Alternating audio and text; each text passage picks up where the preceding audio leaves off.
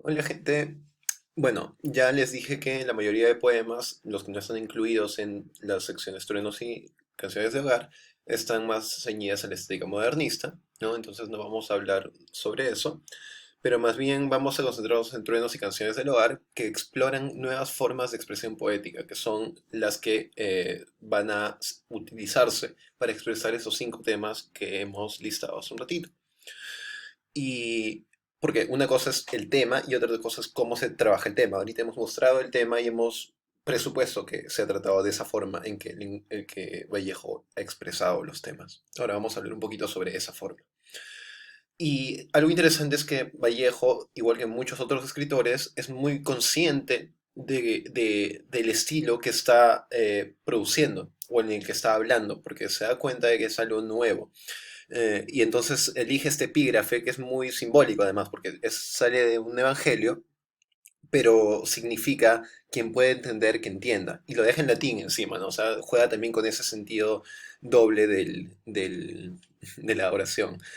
Y, y la idea también es como un desafío para quien está leyendo quizás el libro, ¿no? Quien puede entender estas nuevas maneras de hablar que entiende. Entonces vamos a ver cuáles son las nuevas maneras de hablar que se adelantan ahora en los cerebros negros, pero que en Trill van a ser lo fundamental, porque la explosión de una nueva voz, gracias a Vallejo, para la poesía, es, está concentrada en lo que es Trills. ¿Ok? Entonces, lo cotidiano puede ser poético. Hemos visto eso en el tema de padre, madre, hogar, ¿no? Pero un ejemplo muy importante es, por ejemplo, el cambio que se hizo antes de publicar Heraldos Negros, el poema Los Heraldos Negros, que es el que abre todo el poemario, porque se decidió cambiar un par de versos, ¿no? Eso es un dato histórico que es importante, porque esta primera versión parecía tener digamos, unas imágenes demasiado preciosistas y muy ligadas todavía al modernismo. Por ejemplo, decían esto. Son esos rudos golpes, las explosiones súbitas, de alguna almohada de oro que funde un sol maligno. Almohada de oro, esta idea de los metales preciosos es también parte de la tradición de el modernismo que se vinculaba con esta idea de las esculturas y los adornos. ¿Ya?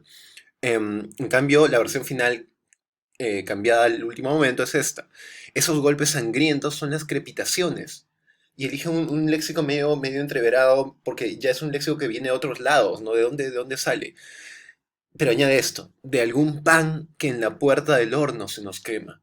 Entonces nos trae a la realidad de la materialidad del pan y lo que significa el pan cuando se quema en el horno para la experiencia cotidiana, para la experiencia del día a día.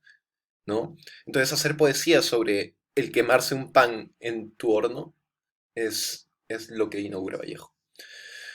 Y el pan va a ser uno de los elementos simbólicos, además, que van a tener un gran valor en la poesía posterior, pero que ahora en Los Negros ya se anuncia. En segundo lugar, se anuncia que el lenguaje coloquial, es decir, el lenguaje hablado no en tono poético, no en tono Rubén Darío, yo percibo una forma que no encuentro su estilo y luego hablo de la Venus de Milo, no. Incluso si hablo de la Venus de Milo, voy a hablar en términos de cómo se habla en la vida real, cómo se habla en la calle también. Y esa es una constante de muchas explosiones que hay paralelamente en el mundo en esa época, que se van a llamar vanguardias y que van digamos, cambiar la manera en que se hacía poesía. Lo que antes no era poético ahora va a ser poético. Por ejemplo, el lenguaje coloquial, el lenguaje del día a día. Y la polifonía, que es, digamos, el ingreso de varias voces al lenguaje poético, que era algo que, digamos, se dejaba como parte de la novela, porque en la novela tú ves que hay personajes que hablan uno tras otro, pero, o en el teatro también, pero en la poesía no es algo común el género, pero aquí va a entrar eso, ¿no? Y a veces las voces se van a confundir entre ellas, además, eso es lo más interesante, ¿no? A veces no, ni siquiera van a haber guiones, como en este caso. Un ejemplo de lenguaje coloquial, por ejemplo, sería este. Aún será año nuevo, habrá empanadas. Y yo tendré hambre cuando toque a misa en el beato campanario. El buen ciego mélico con quien departieron mis sílabas escolares y frescas, mi inocencia rotunda. ¿No? Es como que esta idea del pan y ahora de las empanadas nos acerca también a la necesidad del niño o del joven y y la relación de esto con la satisfacción de cierto tipo de cuestiones básicas de la materialidad humana, pero que nos hacen felices, que nos llenan, ¿no? Este sentimiento entonces también de felicidad por la inocencia es algo que se añora cuando ya no se está ahí, ¿no? Cuando se está más consciente de la muerte y de que Dios no es quizás el Salvador que esperábamos, ¿no? La sintaxis no tiene por qué ser rígida. Esa es una tercera renovación en el estilo. Debe servir para expresar lo que se quiere expresar. Es decir, no debo estar ceñido por esa forma que me haga tener que decir las cosas de una manera en la que no siento que corren. Entonces se va a dejar de lado un poco este patrón de rima y metro y de las palabras que se deberían usar porque son lenguaje poético y se va a optar por otra cosa, ¿no? Y por construcciones muy extrañas a veces. Por ejemplo, en El Pan Nuestro, se bebe el desayuno, húmeda tierra, de cementerio huele a sangre amada, ciudad de invierno, la mordaz cruzada de una carreta que arrastrar parece una emoción de ayuno encadenada. Y este lenguaje entonces se hace muy críptico, porque utiliza una figura que es el hiperbatón, que cambia el orden sintáctico de la oración y nos da esos tres últimos versos que tenemos que pensarlos dos o tres veces. Y también tiene este corte intempestivo de los versos sin haber terminado la frase, que se llama como encabalgamiento, ¿no? Que permite que haya, digamos, una estructura más eh, regular en metro, pero ya no se mantiene la unidad sintáctica de la oración. La oración se corta a la mitad y se tiene que pasar al siguiente verso. Entonces, son como nuevas formas de hacer poesía y que están más ceñidas a las frases que se quieren decir completas, a las imágenes que se quieren poner una tras otra, que se quieren superponer, que es una manera muy, muy, muy particular de lo que van a ser las vanguardias y que vamos a ver en Trilce para estructurar un lenguaje. Ya no un discurso muy estructurado lógicamente de oración tras oración o verso tras verso, sino combinaciones extrañas. Los poemas de las dos últimas secciones de Los Heraldos Negros entonces tienen una primera muestra de lo que va a ser la voz de Vallejo más condensada en la explosión de esta transgresión del lenguaje poético que va a ser Trilce. Y justamente en eso va a radicar la novedad o lo moderno de la poesía de Vallejo, y por eso es que vamos a concentrarnos en estas dos secciones últimas de Los Heraldos Negros, en Truenos y en Canciones de Hogar, y no en la etapa modernista del resto de poemas. En 1920, un año después de haber publicado el Los Heraldos Negros, y ya habiendo estado trabajando en un colegio muy reconocido como el Colegio Guadalupe, en la primaria, decide viajar a Santiago de Chuco porque ya entra en sus planes la posibilidad de viajar a Europa para probar nueva suerte. ¿Por qué? Porque este gran trabajo que consigue de pronto se lo quitan porque hay una reducción de personal. Entonces él decide, digamos, ir a despedirse de su familia en Santiago de Chuco y se da la mala casualidad de que eh, se ve envuelto en una revuelta en la cual alguien o un grupo de personas incendian un negocio local y se le echa la culpa y se acusa judicialmente a Vallejo.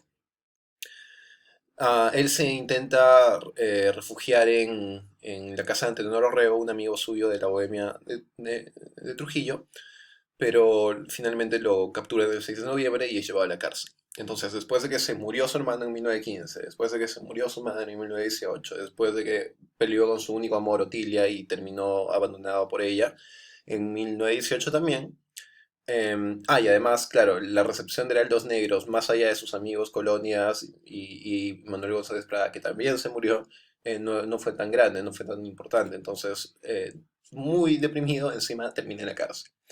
Pareciera de una novela, pero es como así fue la vida de Vallejo, ¿no?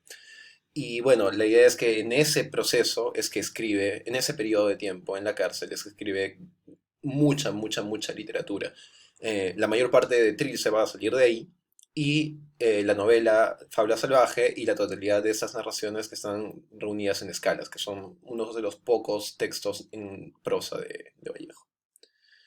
Los tres se publican en 1922. Vallejo ya ganó un concurso por estos años y él pudo, digamos, facilitar la publicación de Trilce, la autopublicación de Trilce.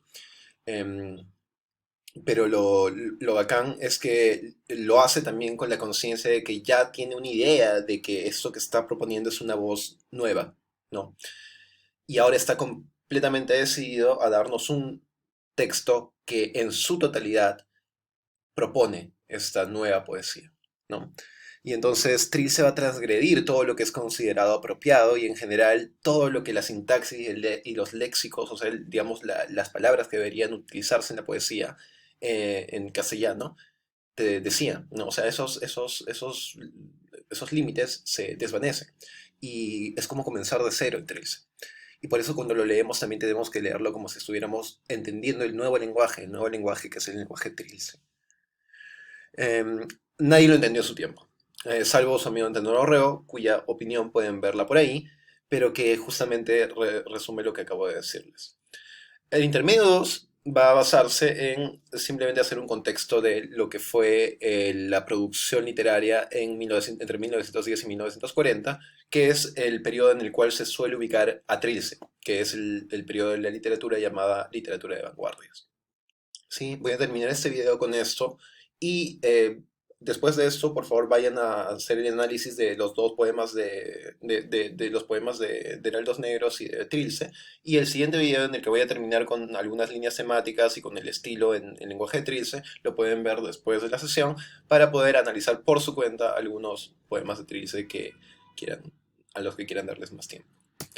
Entonces, Trilce y las vanguardias literarias. Hay una coincidencia muy extraña que es el año 1922 en que se publican tres obras centrales de las vanguardias.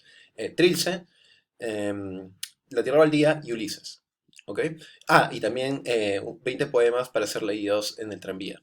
¿No? Y son publicaciones, dos en lenguaje, en idioma inglés, dos en español, y lo interesante es que las tres que no incluyen a Vallejo, están enmarcadas dentro ya de un movimiento que se había iniciado a inicios de la década de 1910, ¿no? Y que se llamaba Vanguardias, y que surgió en Europa. En Francia, en Alemania, fueron explotando en esos primeros años, junto con el descontento social y el ascenso de los conflictos que derivaron, digamos, en la Revolución Rusa y en la Primera Guerra Mundial. Entonces tenemos un escenario convulso en el cual también los artistas se vincularon activamente con este tipo de luchas sociales. Y entonces vamos a ver que la idea de renovar al mundo, cambiar el sistema capitalista en Rusia por uno, digo, el sistema feudal en Rusia por uno socialista, o también inspirar a hacer nuevas sociedades dentro del mundo capitalista, que es, por ejemplo, en Francia, en Alemania, en Inglaterra. Um, o también los conflictos dentro de los imperios capitalistas que derivan en la Primera Guerra Mundial. Más o menos este nuevo mundo que se está configurando también tiene un paralelo, un desarrollo paralelo en las vanguardias, que intentan crear una nueva manera de hacer poesía. Coincidentemente, Vallejo estaba haciendo lo mismo en Perú, pero por otras razones. Y, y vamos a ver cómo entonces Trilce va a coincidir con estas obras que son básicas o fundamentales para este movimiento que se llama vanguardias, y por eso va a ser considerado también un texto de vanguardia, pero no porque necesariamente haya formado parte de estos grupos que, por ejemplo, se han llamado surrealismo, dadaísmo, creacionismo, estridentismo, ¿no? Que son los dos primeros europeos, los otros como rebotes o propuestas en diálogo con ellas, pero desde Latinoamérica, pero todas ellas articuladas con este mismo sentido común. Vallejo va a entrar a ese sentido común cuando viaje a Europa, va a entrar en contacto con estos autores de estos vanguardismos, pero su propuesta, la que van a ver ustedes en Trilce, es una gestada a partir de la ruptura con el lenguaje que ya proponen los heraldos negros. Entonces, bueno, nada, de eso se trata Trilce y les dejo el siguiente video para que ustedes puedan terminar de ver el contexto del vanguardismo o las vanguardias literarias, para que hagan también los puntos de comparación y se pueda comparar con Trilce y se pueda analizar también un poco más a profundidad lo que ustedes ya adelanten ahora con sus jefes de práctica durante la semana. ¿Ok? Nada, eso y también tienen aquí el análisis de los temas de Trilce y de los estilos.